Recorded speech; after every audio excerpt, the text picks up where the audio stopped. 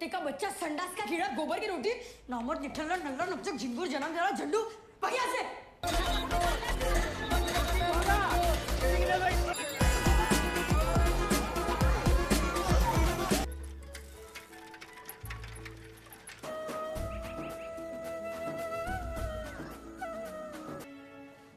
Oh.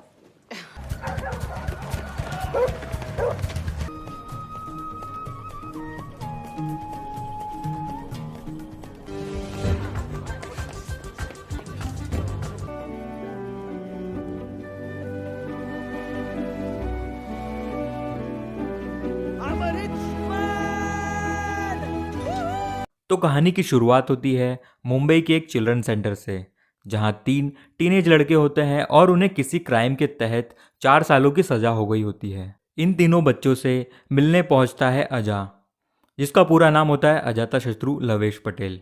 अजा यहाँ पर इसलिए आया है ताकि वो इन बच्चों की मदद कर सके सही काम करने में और सही इंसान बनने में। सीधे शब्दों में कहूँ तो अजा का काम होता है भटके हुए बच्चों को सही रास्ते पर लाना, यानी कि कंसल्टेंसी। अब अजा ये काम करेगा कैसे? हर व्यक्ति का काम करने का तरीका अलग होता है। अजा का तरीका ये है कि वो कहानियाँ सुनाता है। इन तीनों बच्चों को अजा अपनी खुद की ज़िंदगी की कहानी सुनाना शुरू करता है। वो बताता है कि बचपन में वो कैसे अपनी माँ के साथ काम पर जाता था। वो बताता है कि वो कैसे हर वक्त अपनी माँ से अपने पिता के बारे में पूछता था। वो कैसे एक दिन एक मैगजीन में फर्नीचरों की तस्वीरों को देखकर उनके प्यार में पड़ जाता है। वो कैसे अपनी माँ से हर दिन पेरिस जाने की बातें करता है। वो कैसे सड़कों पर खेल तमाशे दिखाने का काम करता था और ऐसा करते करते ही वो बड़ा भी हो गया। और आखिर में वो बताता है कि एक दिन जब वो घर आया तो उसने पाया कि उसकी माँ घर में बेजान पड़ी हुई है। अपनी माँ के स्वर्गवास के बाद अजा को एक दिन अपनी माँ की कुछ चीज़ों के बीच एक लेटर मिलता है, जो दरअसल एक ऐसे इंसान ने लिखा है जो पेरिस का रहने वाला है, जो सड़कों पर अजा की तरह ही खेल तमाशे दिखाने का काम भी करता है, जो पेरिस में बने आईफल टावर पर अजा की माँ का हर रोज़ इंतज़ार करता है। अब तक तो आप समझ ही गए होंगे कि ये शख्स और कोई नहीं, ये शख्स अजा का असली पिता होता है। अजा की माँ के घर वाले उनकी शादी के खिलाफ थे और यही वो कारण था कि ये दोनों कभी मिल नहीं पाए। अजा के हाथों में जो लेटर होता है उसमें आखिर में ये लिखा होता है कि अगर मैं तुम्हें उस टावर पर ना मिलूँ तो इस कागज़ को हवा में उड़ा देना, ये कागज़ किसी भी तरीके से मुझ तक पहुँच ही जाएगा। एनीवे, आगे हम देखते हैं कि अजा किसी तरीके से पेरिस जाने की प्लेन की टिकट खरीद लेता है। ऐसा वो इसलिए कर रहा है क्योंकि वो अपने पिता से मिलना चाहता है। सारी जिंदगी वो इसी बात का तो वेट कर रहा था। चूंकि अजा एक गरीब लड़का है तो उसके पास खर्च करने तक के पैसे तक नहीं होते। होता है तो एक 100 यूरो का नोट, जो असल में नकली होता है। एनीवे, अजा प्लेन की टिकट से पेरिस आ जाता है। पेरिस में कदम रखते ही अजा को एक टैक्सी ड्राइवर मिलता है जिसका नाम गुस्तव होता है। गुस्तव एक चालाक इंसान है और वो टूरिस्ट लोगों को ठगने का काम करता है। अब गुस्तव की ये चालाकी अजा पकड़ लेता है। गुस्तव को ये नहीं पता कि अजा भी हेरा फेरी करने में बहुत माहिर है। एनीवे, अजा गुस्तव को नकली नोट देता है और बड़ी ही चालाकी से वो नकली नोट ले भी लेता है। इसके बाद अजा जाता है फर्नीचर की एक दुकान पर और ये वही दुकान है जो हमेशा से वो मैगजीन्स में देखता आया था। अजा इस स्टोर के हर एक फर्नीचर से मज़े उड़ा रहा होता है और ऐसा करते करते ही उसे एक अमेरिकन लड़की भी मिलती है जिसका नाम होता है मरी। अजा मरी से कुछ ज़्यादा ही अट्रैक्टेड होता है, इसलिए वो मरी से डेट के लिए पूछता है। इस पर मरी भी मान जाती है। अजा मरी को एक न्यूज़पेपर की कटिंग देता है जिसमें उसके पिता की ही न्यूज़ होती है और कहता है कि कल जब हम आईफल टावर पर मिलेंगे तब तुम मुझे ये दे देना। इस सीन को देखकर हमें यही लगेगा कि अजा ठीक वैसा ही समझौता कर रहा है जैसा कि कुछ उसके माँ बाप ने एक दूसरे के साथ किया था। एनीवे, आगे हम देखते हैं मरी को, जो अजा से मिलकर बहुत ही खुश हो रही होती है। शायद उसे भी अजा बहुत अच्छा लगा। ये बात वो अपनी फ्रेंड रोज़ को भी बताती है। चूँकि अजा के पास बिल्कुल भी पैसे नहीं होते, वो इस फर्नीचर की दुकान में ही छिप जाता है। साथ ही साथ वो अपनी माँ की अस्थियों को एक जार में डाल देता है। आधी रात का समय होता है। दुकान में कुछ लोग घुस आते हैं और एक अलमारी को लेकर चले जाते हैं। इस अलमारी के अंदर अजा गहरी नींद में सोया होता है। एनीवे, आगे हम देखते हैं कि अजा की नींद खुलती है और वो खुद को एक चलते ट्रक में पाता है। इस ट्रक में बहुत से फर्नीचर और होते हैं और साथ ही होते हैं 5 अफ्रीकन लोग। ये 5 अफ्रीकन लोग इल्लीगल इमिग्रेंट्स हैं जो करीब 18 महीनों का सफ़र तय कर अपनी मंजिल तक पहुंचने ही वाले होते हैं। इस अफ्रीकन ग्रुप का लीडर होता है विराज, जो अजा की ऐसी हालत हो जाने पर उसका मजाक उड़ाता है और वो फिर उसे बताता है कि ये ट्रक जा रहा होता है लंदन की तरफ। विराज आगे ये भी कहता है कि वो और उसके लोग नौकरी और पैसों की तलाश में यहाँ तक आ पहुँचे हैं। एनीवे, ट्रक एक चेक पोस्ट पर आकर रुकती है जहाँ ब्रिटेन की पुलिस होती है। अजा और उसके नए साथी पुलिस से भागने लगते हैं। इस भागा दौड़ी में विराज और उसके साथी तो निकल जाते हैं, पर अजा को पकड़ लिया जाता है। अजा को लंदन में बने इमिग्रेशन ऑफिस में ले जाया जाता है, जहाँ एक सरफेरा ऑफिसर भी होता है। वो अजा की कोई बात नहीं सुनता और तो और वो उसका पासपोर्ट तक नष्ट कर देता है, वो भी सिर्फ इसलिए क्योंकि उसे लगता है कि अजा एक इल्लीगल इमिग्रेंट है और उसका पासपोर्ट भी नकली है। अजा को भी इस भीड़ का हिस्सा बना दिया जाता है। अब इन सारे लोगों को ब्रिटेन से डिपोर्ट तो करना होगा, पर चूंकि इस भीड़ में हर देश का व्यक्ति होता है, इसी कारण यहाँ के ये ऑफिसर्स तय करते हैं कि अपनी इस परेशानी को ये लोग स्पेन वालों के नाम कर देंगे और ऐसा ही करते हैं। मतलब कि इन सब लोगों को स्पेन भेज दिया जाता है, वो भी एक प्राइवेट प्लेन से। आगे हम अजा को स्पेन के इमिग्रेशन ऑफिसर के सामने पाएंगे। ये ऑफिसर बहुत जल्दी समझ जाती है कि ब्रिटेन वालों ने अपनी मुसीबत हमें दे दी है। अब ये ऑफिसर तय करती है कि इन सारे इलीगल इमिग्रेंट्स को एक ही जगह रखा जाए। ये जगह एयरपोर्ट पर ही होती है। अब आते हैं मरी के पास, जो बताए गए वक्त पर आईफिल टावर के नीचे खड़ी होती है और अजा का इंतज़ार कर रही होती है। बहुत देर वेट करने के बाद मरी वहाँ से निकल ही रही होती है कि वो एक शख्स से जा मिलती है जिसका नाम पीटर होता है। अब वापस आते हैं अजा पर, जो कई दिनों से इमिग्रेशन जेल में कैद होता है। निकलने के सारे रास्ते बंद कर दिए जाते हैं और ऐसे ही एक दिन अजा को पता चलता है कर्मा के बारे में।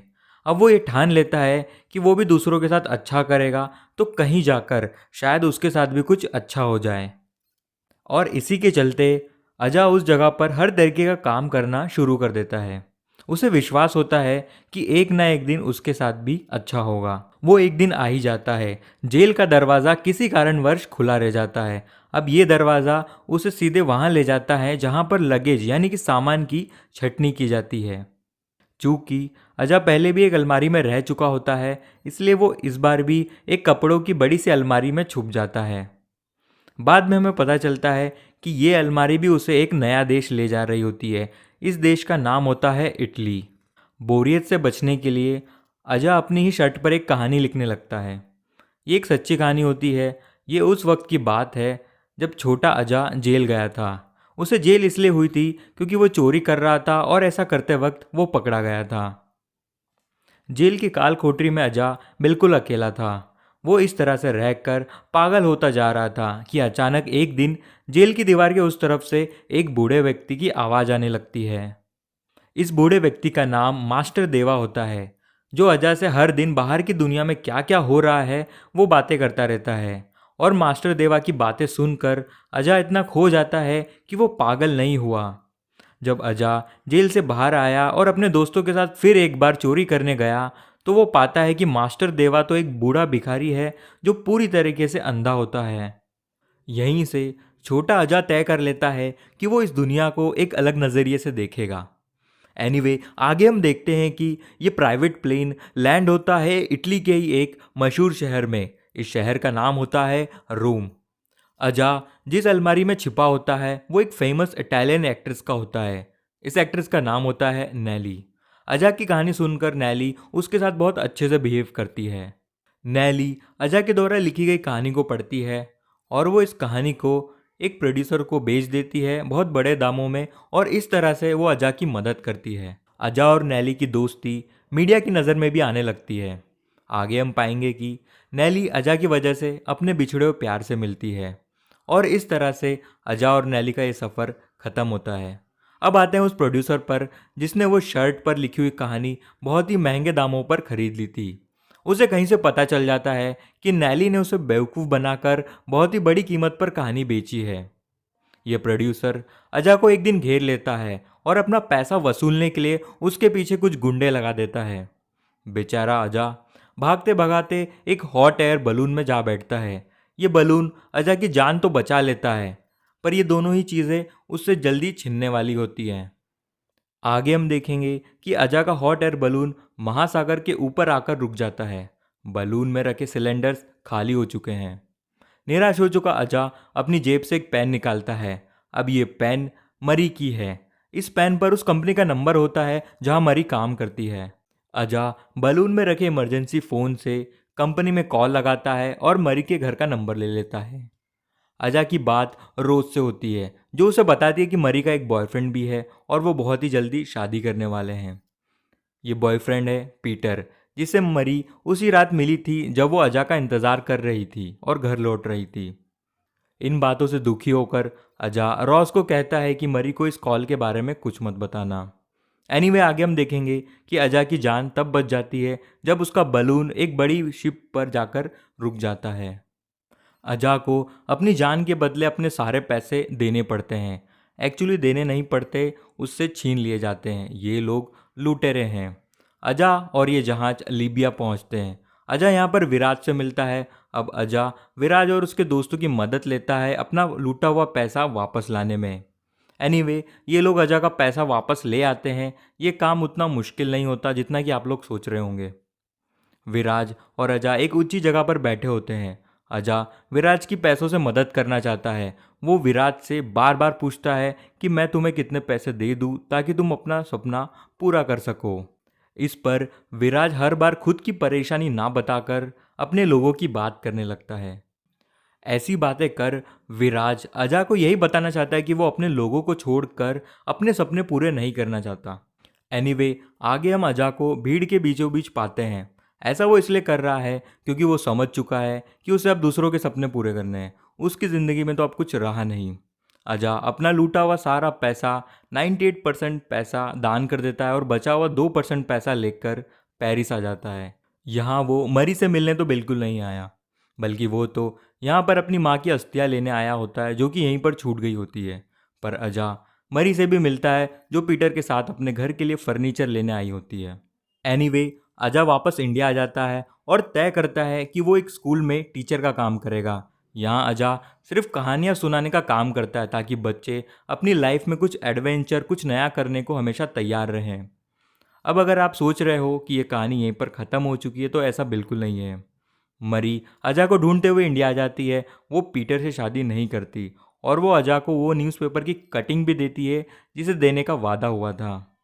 आगे हमें यह भी पता चलता है कि अजा ने अपने पिता के द्वारा उस लिखे गए खत को आईफल टावर की छत से हवा में उड़ा दिया था। अब ये उड़ता हुआ लेटर अजा के पिता की कब्र पर जाकर ठहरता है और ये कहानी वहीं पर ख़त्म हो जाती है।